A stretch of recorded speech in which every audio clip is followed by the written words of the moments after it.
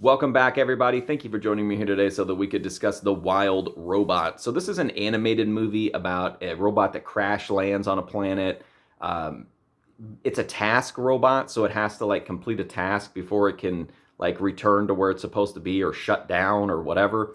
And it takes a while to befriend some of the local wildlife or try to become like, figure out what can be done, what kind of tasks, are needed to be done. And eventually the robot meets a baby goose and finds its task, which is that the goose is unable to fly. It needs to be able to fly if it's going to go, be part of the migration to, be part of its normal goose life, I guess. And so the robot has its task, and that's kind of the crux of the movie, at least at first, right?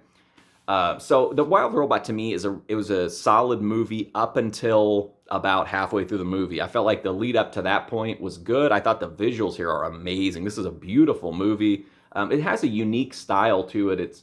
It's hard to describe, but it has like it's very stylized visuals. It's like a very unique looking movie, I feel like, but I love the animation. I love the colors and the visuals. I could forget about the plot in a movie that looks this good, but unfortunately I didn't. Unfortunately, I paid attention to the plot.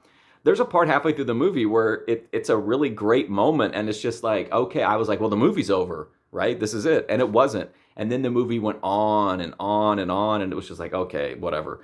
I mean, the visuals were still there, but the story just completely left me lacking.